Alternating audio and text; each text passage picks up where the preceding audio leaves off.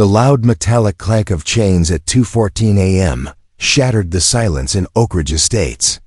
Debra Langston, known around the neighborhood as Drama Lady, peeked through her blinds in a silk robe and curlers, clutching her nightly chamomile tea. That's when she saw it. Her silver Lexus, the one with the custom HOA boss license plate, was hooked to a tow truck and being pulled away. She dropped the mug.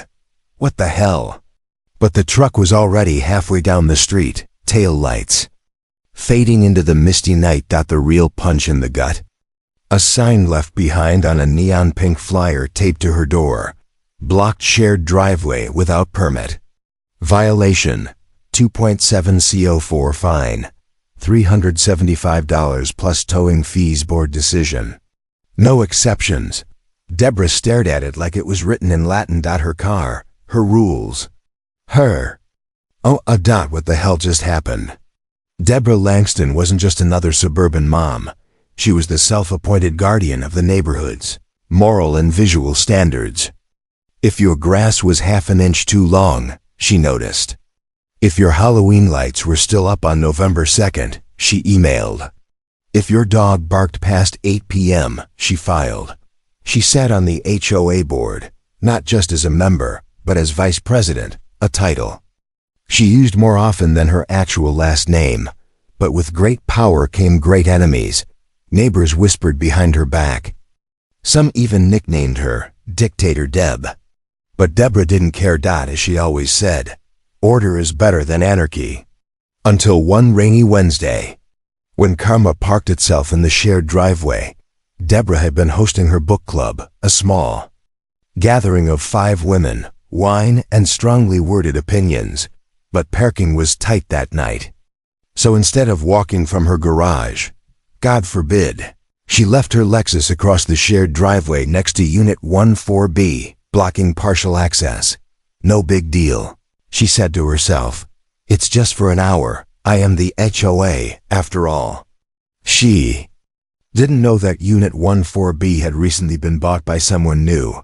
Luz Ramirez, a quiet ex-firefighter, single dad, and the newly elected HOA president.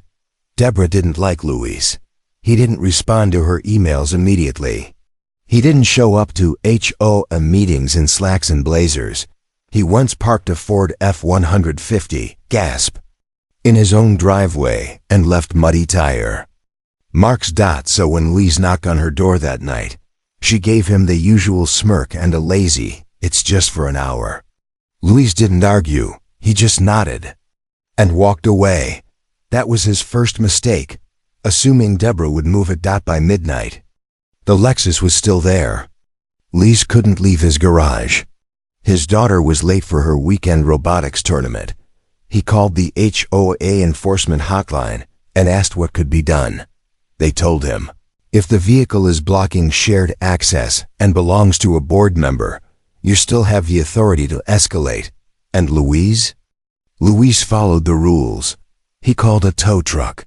He recorded the violation. He logged everything into the HOA app, even took a photo with a TIMESTAMP. At 2:14 a.m., her Lexus was gone. At 7:06 a.m., the HOA Slack channel lit up. Debra Langston _VP. Who authorized the towing of my vehicle? No one responded. At 7:09 a.m., she emailed the board. By 7:15 a.m., she was on the HOA Facebook group writing a full post titled, "Power Abuse in Oak Ridge. When will this stop?" The irony was thick. The comments rolled in. Wait, wasn't that your rule? Didn't you push for stricter driveway policies? Girl, you got hit by your own sword. She called Luis. He didn't answer. Instead, he replied in Slack. Board Rule 2.7 CO4. Parking violations apply to everyone, even the vice president. OOF. By that evening, Debra had called for an emergency HOA session at the community clubhouse. Only 4 people showed up, and none of them were on her side. Lise walked in last, holding a binder and a copy of the HOA bylaws. Debra exploded. You humiliated me. You had my car dragged like I'm some rule-breaking teenager. Lise remained calm. You did break the rule. You blocked a shared driveway. And you ignored the request to move. She slammed the binder shut. I helped write these rules. Louise simply said, then you should know better. Mic dropped. The HOA Facebook group went nuclear. Screenshots of Debra's posts and Luce's calm replies went viral locally. Memes were made. When HOA queen gets hoisted by her own code. Debra's Lexus, now with bonus towing experience. Even local teens joined in with TikToks reenacting her meltdown. One neighbor printed a bumper sticker that read, 2.7 CO4, never forget. In the following weeks, Debra tried to spin the story. She claimed it was political retaliation. She said Luz had targeted her. She even went on a local podcast called Suburban Injustice, but public sympathy was gone. She stepped down quietly 2 months later.